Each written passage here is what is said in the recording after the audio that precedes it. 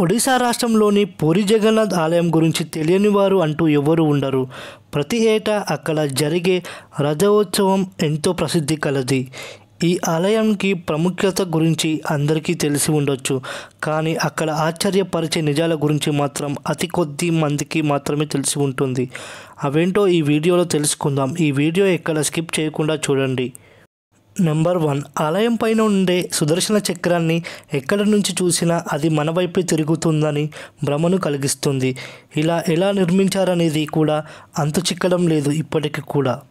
Number 2, ఆలయం లోపలికి కేవలం హిందువులకి మాత్రమే ప్రవేశం ఉంటుంది. ఇతర మతాలకు వారికి అస్సలు ప్రవేశం ఉండదు. వాళ్ళందరూ బయట నుంచి చూసి దర్శించుకొని వెళ్ళిపోతారు. నెంబర్ 3, ఆలయం గోపురం పైన ఉన్న జెండాను ప్రతిరోజు మారుస్తారు. గాలికి వ్యతిరేక దిశలో ఈ జెండా వేయడం ఇప్పటికీ పెద్ద మిస్టరీగా చెప్పుకుంటారు.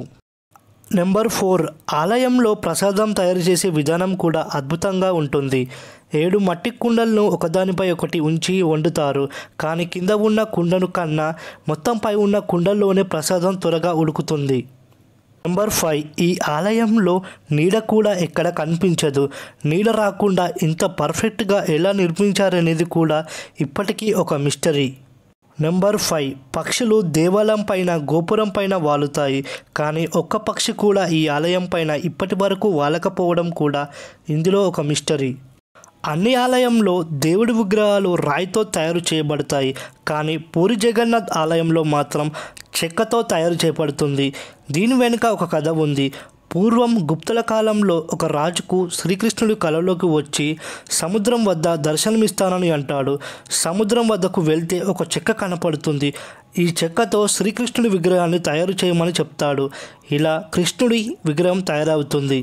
ఒకరోజు కృష్ణుడు అడవిలో ఒక చెట్టు కింద కూర్చొని ఉండగా బోయవాడు వేసిన బాణానికి కృష్ణుడు చనిపోతాడు. తర్వాత ఆ బోయవాడు కృష్ణుడికి అంత్యక్రియలు నిర్వహిస్తాడు. ఆ సమయంలో దేహం మొత్తం దహనమవుతుంది. కానీ గుండె మాత్రం చెక్క చెదరకుండా అలాగే ఉండిపోతుంది.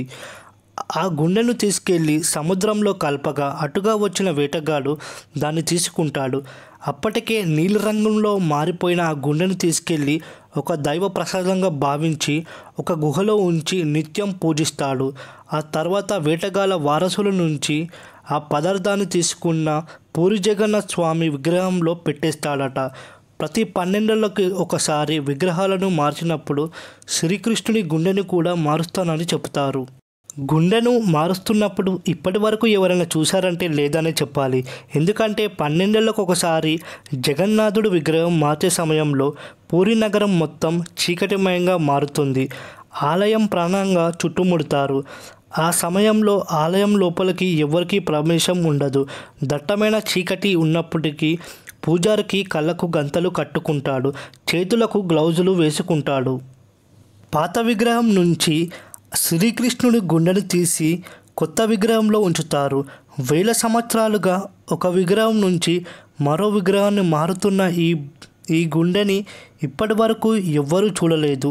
ఏ పూజారిని అడిగినా 1000 సంవత్సరాలుగా అనుసరిస్తున్న విధానాన్ని తాము కూడా ఫాలో అవుతున్నామని అంటారు. కానీ అదేంటంటే పూజారులు కూడా చెప్పలేరు. కొందరు పూజారులు అయితే ఆ గుండెను చేతులతో తీసుకున్నప్పుడు అది కుందేలులా దూకుతున్నట్లు అనిపిస్తుంది, చేతిలో కదులుతూ ఉంటుంది అని అంటారు. ఫ్రెండ్స్, ఈ వీడియో మీకు నచ్చితే లైక్ చేయండి. ఛానల్ని కొత్తగా చూసే వాళ్ళు సబ్స్క్రైబ్ చేసుకోవడం మాత్రం మర్చిపోకండి.